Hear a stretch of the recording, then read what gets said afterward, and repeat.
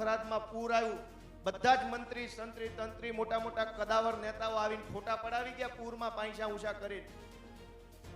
જીવવાની કોઈ વ્યવસ્થા ભાજપને નથી કરી આપી, પણ મરવાની વ્યવસ્થા ગુજરાતમાં હારી નથી. અનેક ગામના શમશાનોને ફરતે દિવાલ નથી, ઉપર છાપરું નથી, ખાટલી નથી, ખુલ્લામાં સળગાવવા પડે. ભાઈ વાત સાચી છે કે ખોટી? ખોટી છે કે સાચી? મિત્રો, શમશાન જેવી વ્યવસ્થા જો આપણને 30 વર્ષમાં ભાજપ નો આપી શકી હોય તો હવે ભાજપ વાળાને શમશાને મોકલવાનું ટાણું આવી ગયું ગણાય. સરકારી અધિકારી જનતાની ખરા દિલથી સેવા કરે છે, એના ચરણોમાં ગોપાલભાઈના નમન છે. જે સરકારી માણસ ભાજપની દલાલી કરે છે અને જનતાને લૂંટે છે, એને તો અમે આપશું એમને જે કાંઈ પ્રમોશન જોઈએ છે 2027માં. દોસ્તો, એના સામે તમે ડરતા નથી.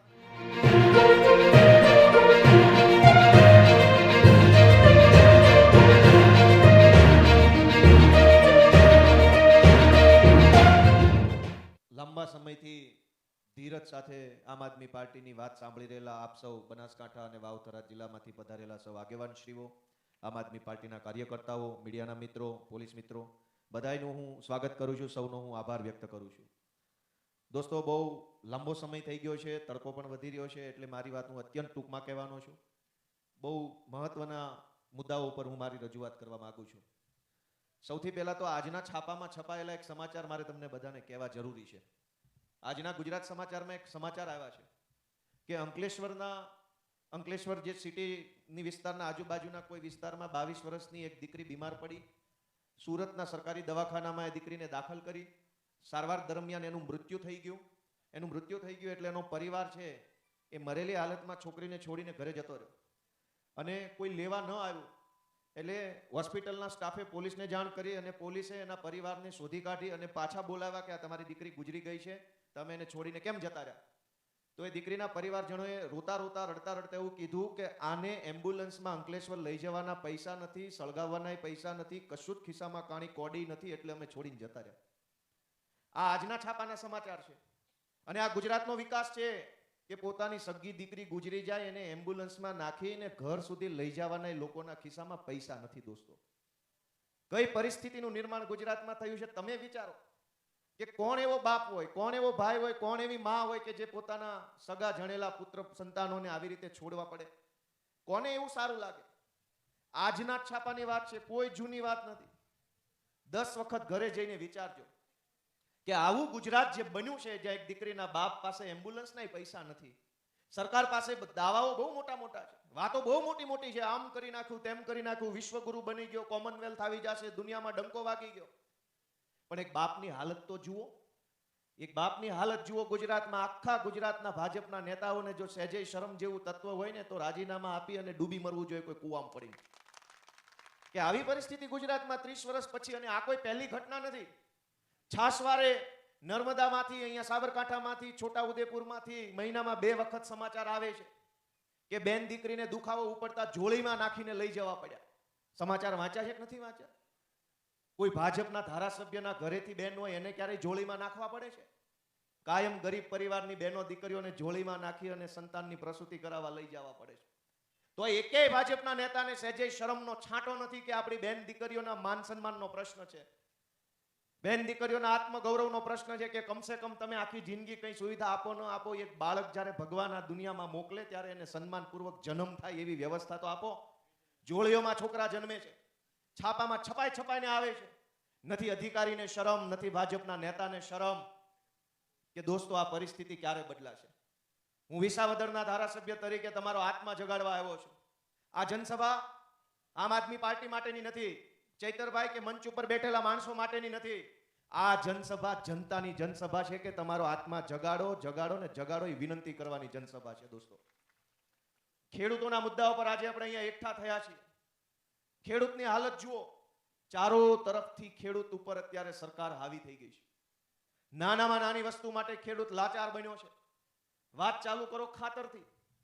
આખા ગુજરાતમાં, ખાલી બનાસકાંઠાનો પ્રશ્ન નથી, આખા ગુજરાતમાં દર વખતે યુરિયા જોઈએ ત્યારે યુરિયા ના મળે, ડીએપી જોઈએ ત્યારે ડીએપી ના મળે. આજ બનાસકાંઠાની પરિસ્થિતિ એ છે કે ખાતર જોઈએ છે, મળતું નથી. દારૂ માટે ખાલી ફોન કરવાનો છે, ઘરે આવીને આપી જશે. અને આ વ્યવસ્થાની વિરોધમાં દારૂની હોમ ડિલિવરી, ખાતર માટે લાઈનમાં ઊભું રહેવાનું. દોસ્તો, જે દારૂ પર પ્રતિબંધ છે એ ઘરે આવીને આપી જાય છે, અને જે ખાતર ખુલ્લે આમ વેચવા માટેની વ્યવસ્થા છે એ ખાતર મળતું નથી. ધારાસભ્ય જિગ્નેશભાઈ મેવાણીએ ડ્રગ્સ અને દારૂનો વિરોધ કર્યો તો ભાજપ વાળાએ પોલીસ પરિવારને હાથો બનાવ્યો. નાના કોન્સ્ટેબલો, હેડ કોન્સ્ટેબલ, એએસઆઈ ના પરિવાર ઉપર પ્રેશર કરવામાં આવ્યું કે મોકલો તમારા પરિવારના સભ્યોને મુર્દાબાદ મુર્દાબાદ કરવા. દોસ્તો, મેં પોલીસમાં નોકરી કરી છે, હું કોન્સ્ટેબલ હતો. મેં સવાલ કર્યો હર્ષ સંઘવીને કે બનાસ વાવથરાદના જે એસપી ને સામે આંખમાં આંખ નાખીને જિગ્નેશ મેવાણી બોલ્યા, એ એસપી ના ધર્મપત્ની શ્રી એમના મમ્મી કેમ જિગ્નેશ મુર્દાબાદ મુર્દાબાદ ના બોલ્યા? તમારે કોન્સ્ટેબલોના પરિવારના મહિલા સભ્યોને હાથો બનાવવા છે? તમે આઈપીએસ ના પરિવારના મહિલા સભ્યોના મોરચા કઢાવી શકો એમ છો? આખા ગુજરાતમાં 350 કરતા વધારે આઈપીએસ છે, 500 જેટલા ડીવાયએસપી છે. એ બધાના પરિવારના મહિલા સભ્યો ગાંધીનગર સત્યાગ્રહ છાવણીમાં ભેગા થઈને જિગ્નેશ મેવાણી મુર્દાબાદ બોલે તો અમે માનીએ કે ભાજપ વાળા ભાઈડા છે. તમે સામાન્ય કર્મચારીના પરિવારને દબાવવા નીકળ્યા છો? અને તમને પોલીસ પ્રત્યે ભાજપ વાળાને એટલી જ લાગણી હોય તો પોલીસના 500 પ્રશ્નો છે, કરો મીટિંગ. અમારી જેવાને બોલાવો, જે પોલીસ ખાતાના જાણકાર હોય, થોડા ઘણા ભણેલા હોય. અમે સૂચન રજૂ કરશું કે સામાન્ય પોલીસને બદલી માટે, પગાર વધારા માટે, પ્રમોશન માટે કેટલી બધી મુશ્કેલીઓમાંથી પાર પડવું પડે છે. દોસ્તો, આપણે અહીંયા આત્મા જગાડવાની વાત કરવાની છે કે આ લડાઈ ગોપાલભાઈની કે ચૈતરભાઈની કે ઈશુભાઈની કે રાજુભાઈની નથી. આ લડાઈ જન જનની લડાઈ છે. એક એક માણસના જીવનની અંદર અત્યારે પ્રશ્નો જ પ્રશ્નો, પ્રશ્નો જ પ્રશ્નો, પ્રશ્નો જ પ્રશ્નો. કેટલા પ્રશ્નો બોલીએ ને કેટલા પ્રશ્નો છોડી દઈએ, લિસ્ટ બહુ લાંબુ છે. રોડનો પ્રશ્ન, પાણીનો પ્રશ્ન, સિંચાઈનો પ્રશ્ન, દવાનો પ્રશ્ન, ખાતરનો પ્રશ્ન, મામલતદારનો પ્રશ્ન, આ પ્રશ્ન, તે પ્રશ્ન, પેલો પ્રશ્ન. મને એમ લાગે છે કે ગુજરાતનો સૌથી મોટો પ્રશ્ન છે ને યાદ શક્તિનો પ્રશ્ન છે. કે આપણને બધું જ યાદ હોય છે, પણ જે દિવસે મતદાન હોય ને તે દિવસે આપણને કશું જ યાદ નથી રહેતું. ને ગુજરાતનો સૌથી મોટો પ્રશ્ન હોય ને એવું મારું માનવું છે. દોસ્તો, મતદાનના પહેલા દિવસ સુધી આપણને બધું યાદ હોય કે કયા ડેમમાં પાણી નથી, કયો રોડ તૂટેલો છે, એરોમા સર્કલ પર કેટલું ટ્રાફિક થાય છે, સુપી ડેમ કેમ નથી ભરાતો, બધું જ યાદ હોય. બનાસ ડેરીમાં કોને નોકરી મળે છે, કોને નથી નોકરી મળતી, બધું જ યાદ હોય. મતદાનના દિવસે ભગવાન આપણી યાદ શક્તિ હરી લે છે ને આપણને ખબર નહીં શું થઈ જાય છે. દર ચૂંટણીમાં બટન દબાઈ દબાઈ દબાઈ દબાઈ કરીએ છીએ. તો મારી દ્રષ્ટિએ હું તમારો આત્મા જગાડવા આવ્યો છું. પ્રશ્ન એ નથી કે બનાસમાં કોને નોકરીઓ મળે છે, પ્રશ્ન એ નથી કે રોડ કેવા છે, પ્રશ્ન એ નથી કે વાવથરાદમાં પૂર આવ્યું એના પૈસા હજુ સુધી નથી મળ્યા, પ્રશ્ન એ નથી કે ડેમમાં પાણી નથી, પ્રશ્ન એ નથી કે ખાતર નથી. પ્રશ્ન એ છે કે આપણે બદામ ખાવી પડશે 5 વર્ષ સુધી, તો મતદાનના દિવસે બધા પ્રશ્નો યાદ રહેશે. 10-10 કિલો બદામ મહિને ખાવાનું ચાલુ કરવું પડશે. કેમ કે બધી હવે તો સરકારને મારે વિનંતી કરવી છે કે સસ્તા અનાજની દુકાનમાં કિલો કિલો બદામ આપો બધાને. 1-1 કિલો બદામ આપણને દર મહિને મળે તો કંઈક મતદાનના દિવસે યાદ રહે કે આપણો પ્રશ્ન શું છે ને આપણે કયું બટન દબાવવાનું છે. દોસ્તો, મારી વાત સાચી હોય તો બધા હા પાડો, નહીતર બધા ના પાડો. સૌથી મોટો પ્રશ્ન યાદ શક્તિનો પ્રશ્ન છે કે કેમ ભૂલાઈ જાય છે. ગુજરાતની અંદર એટલા બધા અત્યારે સમસ્યાઓ છે. આ ગુજરાતના બીએલઓ આત્મહત્યા કરી રહ્યા છે, ખેડૂતોએ માવઠાના મારના કારણે આત્મહત્યા કરી. આપણે ભૂલી જઈએ છીએ મતદાનના દિવસે. દરેક વસ્તુ મતદાનના દિવસે આપણને ભૂલાઈ જાય છે ને, એ ગુજરાતની સૌથી મોટી સમસ્યા છે. અને એટલે હું તમને વિનંતી કરવા માટે આવ્યો છું. આમ તો આપણે બધા આપણું આખું ગુજરાત વટવાળા માણસો છીએ. આપણને તો કોઈએ તુકારો કરી લીધો હોય ને, એ 4 પેઢી સુધી આપણે વારસામાં આગળ કીધું એક ફલાણો તુકારો કરી ગયો છે, જોજે હોય ને યારે બોલવાનું નથી. અને આ ભાજપના રાજમાં સરકારી માણસો, ભાજપના નેતાઓ રોજ આપણને અપમાનિત કરી જાય છે. ગામની પંચાયતથી માંડી તાલુકા પંચાયત, મામલતદાર ઓફિસ, વન વિભાગની, વીજળી વિભાગની ઓફિસમાં આપણી સાથે જે વર્તન થાય છે એ કેટલું ખરાબ વર્તન થાય છે. કાલે આવજે, નથી કરી દેવું, થાય કરી લેજે, જા તું જા જતો રહે અહીંથી, પોલીસ બોલાવું, એફઆઈઆર કરાવું, આવું વર્તન થાય છે કે નથી થતું? તમે વિચારો કે કેમ આટલું બધું આપણે સહન કરી લઈએ છીએ. આપણા જ ગામનો, આપણી જ જ્ઞાતિનો, આપણી જ બજારનો કોઈક છોકરો આપણને 2 વેણ કહી જાય તો આપણે નહીં ચલાવી લઈએ, પણ મામલતદાર કહી જશે તો આપણે ચલાવી લઈશું. 30 વર્ષ સુધી ચલાવશું પાછા કે ભલે કહી ગયો મામલતદાર છે. મામલતદાર હોય તો શું છે, ઇન્સ્પેક્ટર હોય તો શું છે, કોઈ એન્જિનિયર હોય તો શું છે. દોસ્તો, હું તમારો આત્મા જગાડવાની વિનંતી કરવા આવ્યો છું કે આ સરકારે આપણને ગુલામ બનાવવાની કોશિશ કરી છે. અને સરકાર ગુલામ બનાવવા માટે થઈને હાથો બનાવે છે સરકારી તંત્રનો. દરેક જગ્યાએ તમે જોશો તો ભાજપ વાળા સરકારી માણસોને આગળ કરે. ખેડૂતોના મુદ્દા પર હું તમને જણાવું કે અનેક જગ્યાએ ટીપીના નામે ખેડૂતોની જમીન પડાવી લેવાનો ખેલ ચાલે છે. અહીં ડીસામાં, હિંમતનગરમાં, મહેસાણામાં, સુરેન્દ્રનગરમાં, મોરબીમાં, અમારા જુનાગઢમાં, વાપીમાં, નવસારીમાં, સુરતમાં, તમામ જગ્યાએ ખેડૂતોની કિંમતી જમીન ટાઉન પ્લાનિંગના નામે પડાવી લેવાનો કારસો ચાલે છે. કોને આગળ કર્યા? ટીપીના અધિકારીઓને. અહીંયા કચ્છમાં, બોટાદમાં, સુરેન્દ્રનગરમાં અને અહીંયા વાવ થરાદથી લઈ મહેસાણા પાટણવાળા પટ્ટામાં વીજળીની લાઈનો અને રોડ નીકળે છે. ખેડૂતોની જમીન જબરજસ્તી પડાવી લેવામાં આવે છે. કોને હાથો બનાવવામાં આવે છે? પોલીસ તંત્રને આગળ કરીને જબરજસ્તી લાઇટના થાંભલા નખાવવામાં આવે છે. અહીંયા માવઠું આવ્યું આખા ગુજરાતમાં, કોઈને કાણી કોડી આપવામાં આવી નથી. અહીંયા વાવ થરાદમાં પૂર આવ્યું, બધા જ મંત્રી સંત્રી તંત્રી મોટા મોટા કદાવર નેતાઓ આવીને ફોટા પડાવી ગયા પૂરમાં પૈસા ઊંચા કરીને. વાત તો એવી હોવી જોઈતી હતી કે તમારા પૈસા હુકાય ને પહેલા ખેડૂતના ખિસ્સામાં પૈસા આવી જવા જોઈતા હતા. તો તમને અમે માનતા કે તમે કદાવર નેતાઓ છો. તમે તો કલાકમાં લુગડા બદલીને થઈ ગયા પાછા ફૂલ ફડાક. ખેડૂત તો આજે પૈસા ઊંચા કરીને આલે છે. અનેક ખેતરોમાં આજે પાણી ભર્યા છે. વાવ થરાદમાં મને સમાચાર છે. હમણાં હું સાતલપુર ગયો હતો. તમને ખેડૂતો પ્રત્યે લાગણી હોત તો એ પાણીમાં તમારો પગ પલ્યો હતો ને ત્યાંથી તમે સરકારી તંત્રને કહી શક્યા હોત કે હું આ ખેતર બારો નીકળું ને પાણીમાંથી પેલા પૈસા નાખી દેજે ભાઈ, જેટલા નાખવાનો એટલા. થઈ શકે કે ના થઈ શકે? થઈ શકે, બધું જ થઈ શકે એમ છે. પણ ભાજપની સરકારમાં સરકાર જેવું કંઈ છે નહીં. આ દરેક કામ થતા કેમ નથી? રોડ ખરાબ બને, શાળામાં શિક્ષક નહીં, દવાખાનામાં ડોક્ટર નહીં, દવા નહીં, ડેપોમાં બસ નહીં, પોલીસ સ્ટેશનમાં એફઆઈઆર લખે નહીં, મામલતદારમાં ધક્કા ખાધા સિવાય થાય નહીં. આવું કેમ? કેમ કે ગુજરાતમાં સરકાર બરકાર કંઈ છે નહીં, સર્કસ છે. ગાંધીનગરની અંદર સર્કસ. અને જેટલા લોકો ભાજપની ટિકિટો ઉપર ચૂંટણી જીતે છે એ ન્યા બચારા પટાવાળા જેવી રીતે રાખે છે. અને કોઈ નેતા બેતા કઈ નથી. મને વિસાવદરની જનતાએ ધારાસભ્ય બનાવ્યો. હું ગાંધીનગર ગયો, વિધાનસભામાં બેઠો, પછી મેં જોયું કોઈ ભાજપના નેતાનું ગાંધીનગરમાં કશું જ ચાલતું નથી. અડધું દિલ્હી વાળાનું ચાલે છે ને અડધું આઈએસ આઈપીએસ નું ચાલે છે. આ બાકી બધા ડુગડુગી વગાડવા વાળા છે, એનું કશું જ ચાલતું નથી. અને જો એમનું ચાલતું હોત તો તમે વિચાર કરો કે ભાજપની સરકાર છે, હું તો વિરોધ પક્ષનો ધારાસભ્ય છું, મારા ચાર કામ ન થવા દે તો સમજ્યા, ચલો કઈ વાંધો નહીં, દુશ્મની રાખો છો. ભાજપના ધારાસભ્યો હોય એ વિસ્તારમાં રોડ કેવા છે, ભાજપના ધારાસભ્યો હોય એ વિસ્તારમાં શાળા કેવી છે, એ વિસ્તારમાં દવાખાના કેવા છે, શમશાન કેવા છે. ભાજપના આલિશાન કમલમ તો બની ગયા, પણ ગામમાં મહણિયું સારું નથી બન્યું. હજુ 30 વર્ષ સુધી મહણિયું નથી. જીવવાની કોઈ વ્યવસ્થા ભાજપને નથી કરી આપી, પણ મરવાની વ્યવસ્થા ગુજરાતમાં હારી નથી. અનેક ગામના શમશાનોને ફરતે દિવાલ નથી, ઉપર છાપરું નથી, ખાટલી નથી, ખુલ્લામાં સળગાવવા પડે. ભાઈ વાત સાચી છે કે ખોટી? ખોટી છે કે સાચી? મિત્રો, શમશાન જેવી વ્યવસ્થા જો આપણને 30 વર્ષમાં ભાજપ નો આપી શકી હોય તો હવે ભાજપ વાળાને શમશાને મોકલવાનું ટાણું આવી ગયું ગણાય. તમારાથી એક શમશાન નહીં બને. જેમ ચૈતરભાઈએ કીધું એમ બનાસ કમલમ, ભાવનગરમાં ભાવ કમલમ, જુનાગઢમાં ગીર કમલમ, કરોડો રૂપિયાના આલિશાન મહેલ જેવા કમલમ બન્યા. તમે વિચારો કે આખા બનાસકાંઠા જિલ્લામાં જેવું કમલમ બન્યું છે એવી કોઈ કોલેજ છે સરકારી? આલિશાન મેડિકલ સાયન્સ કોલેજ એ હતું, પાલનપુરનું દવાખાનું પ્રાઇવેટ કંપનીને સોંપી દીધું છે. એ વખતે અમે લડાઈ લડવા આવ્યા હતા, મને યાદ છે ત્યારે આમ આદમી પાર્ટીમાં નહોતો, પણ ત્યારે અમે આવ્યા હતા, સભા કરી હતી ત્યાં કાણોદર કે ક્યાંક કયા ગામમાં. મિત્રો, હું તમને વિનંતી કરવા આવ્યો છું કે મંચ ઉપરથી પ્રશ્નો ગમે એટલા બોલવામાં આવે ભાષણમાં, એનો કોઈ અર્થ નથી. જ્યાં સુધી આપણને યાદ નહીં રહે ને આપણા પ્રશ્નો મતદાનના દિવસે, ત્યાં સુધી કોઈ દિવસ કશું જ આપણા જીવનમાં બદલાવ નથી આવવાનો. નેતાઓ બદલાશે, પાર્ટી બદલાશે, આપણી હાલત નહીં બદલાય. આપણી હાલત બદલવી હોય તો આપણા પ્રશ્નોને મતદાનના દિવસ સુધી યાદ રાખવા પડશે ને આપણા પ્રશ્નને યાદ રાખીને ઝાડુનું બટન દબાવવું પડશે. દોસ્તો, આજ વિસાવદરની જનતાને હું યાદ કરું, અવડી મોટી પાર્ટી અમારી સામે પડી, 150 ધારાસભ્યો વાળી ભાજપની સરકાર, ગુજરાતના મુખ્યમંત્રી, લગભગ સૌરાષ્ટ્ર અને એ વિસ્તારના બધા ધારાસભ્યો, સાંસદ સભ્યો, તાલુકા જિલ્લા પંચાયતના સભ્યો, મહાનગરપાલિકાના સભ્યો, આ સિવાય બુટલેગરો, પોલીસ તંત્ર, સરકારી તંત્ર, સહકારી તંત્ર, ગુંડાઓ, માફિયાઓ, ટેન્ડરવાળાઓ, રેતીવાળા, બધા જ ઓછામાં ઓછા 4 થી 5 હજાર પ્રભાવશાળી વ્યક્તિઓ વિસાવદરની બજારે બજારે ફરતા હતા અને લોકોને ભરમાવાનું, ડરાવવાનું, ધમકાવવાનું કામ કરતા હતા. આખી સરકાર સામે પડી હતી તો વિસાવદરની જનતાને તમે એકવાર વધાવી લેજો કે એને મને 17,500 મતથી જીતાડ્યો. દોસ્તો, જનતાની તાકાત કેવી છે એનો દાખલો વિસાવદરથી આવ્યો.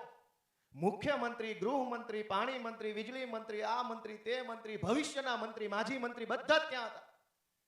છતાંય જનતાએ જે નિર્ણય કર્યો ને કે ભાઈ હવે જેને આવવું હોય આવી જાઓ, 2 બાકી રહી ગયા હતા, બાકી લગભગ બધા આવી ગયા હતા. અને એ આવી શકે એમ નહોતા, નહીંતર વધુ ભૂંડા લાગે. એ વિસાવદરની ચૂંટણીમાં આવીને અમિત શાહ ભાષણ કરે મારા વિરુદ્ધ તો કેવો લાગે? દોસ્તો, આખી સરકાર લાગી ગઈ છતાંય જનતાની તાકાત જુઓ તમે કે જનતાએ જે નિર્ણય કર્યો એવો નિર્ણય કર્યો કે વિસાવદરની ચૂંટણીના પરિણામ પછી આખા ગુજરાતની જનતાની અંદર મોટી તાકાત આવી ગઈ છે, હિંમત આવી ગઈ છે, લોકો બોલતા થયા છે. આજ સરકાર શું ઈચ્છે છે એ તમે સમજો કે સરકાર એમ ઈચ્છે છે કે લોકોમાં ડર હોવો જોઈએ સરકારી તંત્રનો.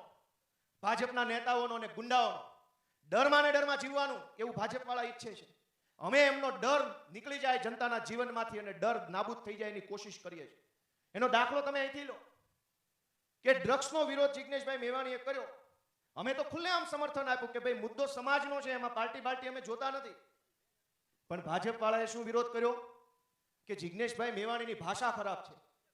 ભાઈ, જિગ્નેશભાઈની ભાષા તો કદાચ હશે ખરાબ, પણ તમારા ધંધા ખરાબ છે એનું શું? ભાષા તો ભાષા સુધરી શકે. તમે જે ધંધા ખરાબ કર્યા, ડ્રગ્સ વેચાવાના, લોકોના પરિવારમાં અત્યારે કેવી ઘટનાઓ બને છે. અને એક વાત હજુ કોઈના ધ્યાનમાં નથી આવી. ધ્યાનથી સાંભળજો, આ કોંગ્રેસ વાળા કેવા માણસો છે એ સાંભળજો. મારે નતું કેવું પણ કહી દઉં. અમારો વિરોધ કરતા હતા વિસાવદરની ચૂંટણીમાં, મારા વિરોધમાં પૈસા વેચતા હતા હોટલોમાં બેસીને બધા. ગોપાલ ઇટાલિયા હારવો જોઈએ. જ્યારે સાચો મુદ્દો આવ્યો, સમાજનો મુદ્દો આવ્યો, તો આખી આમ આદમી પાર્ટી જિગ્નેશભાઈની સાથે ઊભી થઈ. પણ કોંગ્રેસ પાર્ટીમાં 15 ધારાસભ્યો છે, 2 રાજ્યસભાના સાંસદો છે, 3-4 પૂર્વ પ્રમુખો છે, 4-5 પૂર્વ વિપક્ષના નેતા છે, અનેક જિલ્લામાં જિલ્લા પંચાયતના સભ્યો છે, નગરપાલિકાના સભ્યો છે. કોઈ આવ્યું જિગ્નેશભાઈના સમર્થનમાં? આખી કોંગ્રેસ પાર્ટી ઘરે જઈને હુઈ ગઈ. ભલે એકલા બોલે, આપણે એને સપોર્ટ ના અલાય. અમે આપ્યો છે, અમારી પાર્ટીમાં નથી તો અમને જોવો ને કોંગ્રેસ વાળાને જોવો કે પોતાની પાર્ટી વાળાને સપોર્ટ નથી આપતા. મુદ્દો સારો છે, મુદ્દો વ્યાજબી છે, છતાં એમની પાર્ટી એમના સપોર્ટમાં નથી. આ કોંગ્રેસ પાર્ટીને, આ ભાજપ પાર્ટી માટે આપણે વાતો કરીએ. મારી વાત વ્યાજબી છે કે ગેરવ્યાજબી?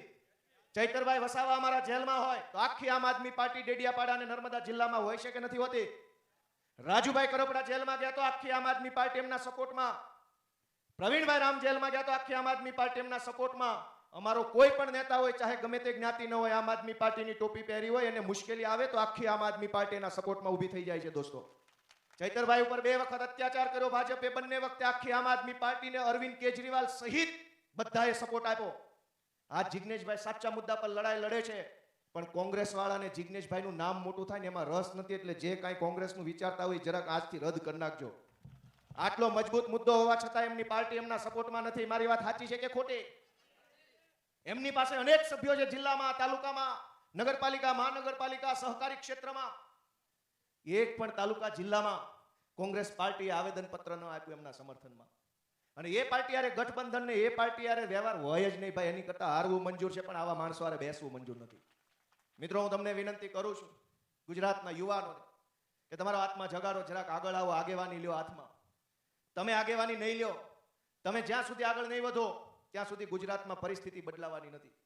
આ પેપરો ફૂટ્યા કરે, પરીક્ષાઓ ટાઈમે આવે નહીં, મહિનાઓ સુધી લાઇબ્રેરીમાં બેસીને વાંચીએ, એનું કોઈ પરિણામ મળે નહીં. હું ગુજરાતના યુવાનોને વિનંતી કરું છું કે હું સરકારી નોકરી કરતો તો મેં અહીંયા નસીબ અજમાવ્યું, તમે અહીંયા નસીબ અજમાવો. અરવિંદ કેજરીવાલની આમ આદમી પાર્ટી છે, સૌને તક મળવાની છે. આ ચૈતરભાઈ વિસ્તરણ અધિકારી હતા, ધારાસભ્ય છે. ગોપાલભાઈ કોન્સ્ટેબલ હતા, ધારાસભ્ય છે. તમે તો કોન્સ્ટેબલની તૈયારી કરતા હશો ને ક્યારે પરીક્ષા ને ક્યારે રિઝલ્ટ ને ક્યારે પાસ થયા રામ જાણે. જોડાઈ જાવ આમ આદમી પાર્ટીમાં, તાલુકા જિલ્લા પંચાયતની ચૂંટણી ઊભા રહી જાવ. ગુજરાતની જનતા નવું નેતૃત્વ ઈચ્છે છે, ગુજરાતની જનતા યુવાનોને આગળ લાવવા ઈચ્છે છે, પણ યુવાન તો આગળ આવવો જોઈએ. હું તો બધાને વિનંતી કરું છું કે યુવાનો હાથમાં લ્યો, તમારા હાથમાં આગેવાની લ્યો, કમાન હાથમાં લ્યો, ડરો નહીં, ચિંતા ન કરો. મારી જેવો સાવ ગરીબ પરિવારનો વ્યક્તિ, કે મારે તો મારા પરિવારમાં કોઈ, ખાનદાનમાં કોઈ ગ્રામ પંચાયતનો સરપંચ નથી, કોઈ સભ્ય નથી, કોઈ પાર્ટીનો સભ્ય નહીં અમારા ખાનદાનમાં.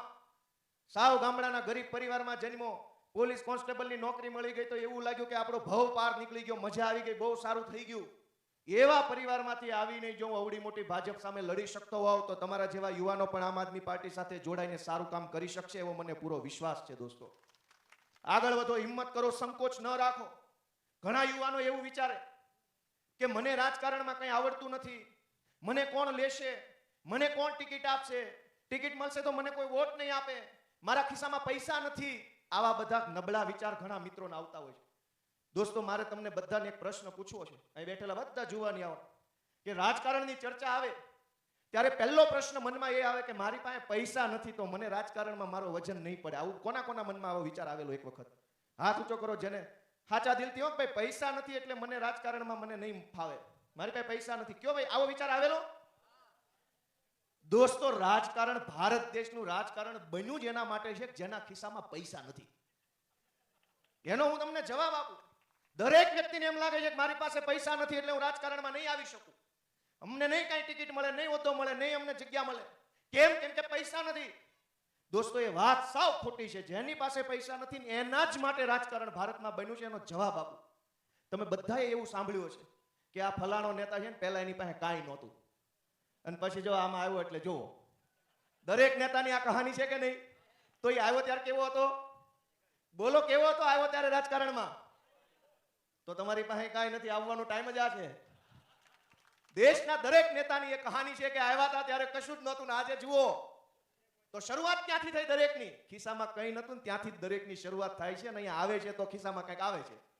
એટલે જેના ખિસ્સામાં કંઈ ના હોય એને પૂરી તાકાતથી વટથી કે ભાઈ નથી એટલે જ તો આપણે જવાને લાયક છીએ. આ તમારો ક્રાઇટેરિયા છે રાજનીતિમાં આવવાનો. કંઈ નથી તો હાલે આવો બાપલા, હાલે આવો.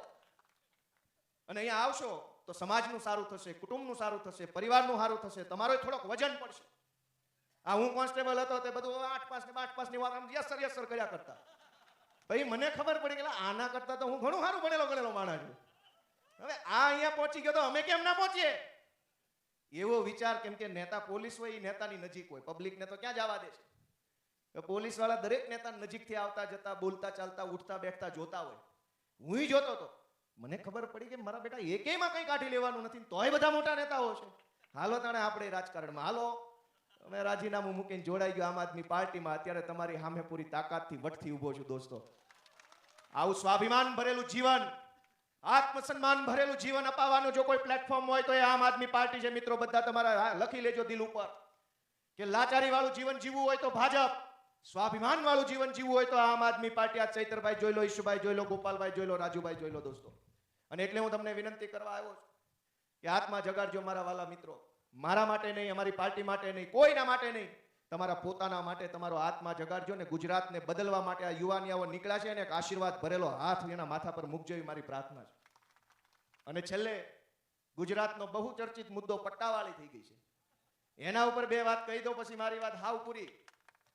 જિગ્નેશભાઈ કીધું કે ભાઈ પટ્ટા ઉતારી લેવું, એમાં ભાજપ વાળાના પેટમાં તેલ રેડાણું, સામાન્ય નાના પોલીસ વાળાને આગળ કર્યા. મારવાનો હોય કોઈ નિર્દોષ માણસને તોય નાની પોલીસને આગળ મોકલે, અને માર ખવડાવવાનો હોય જનતા પાસે તોય નાની પોલીસને આગળ મોકલે. મોટા મોટા સાહેબો તો કાયમ એસીમાં બેઠા હોય. પણ આ પટ્ટાવાળું જે નિવેદન છે એમાં મારે એટલું જ કહેવાનું છે કે બહુ મહેનત કરીએ ત્યારે પોલીસની નોકરી મળે છે. મેં કરી છે. 5 કિલોમીટર દોડવું પડે, અત્યારે 5 છે, અમારા વખતે 1600 મીટર હતું.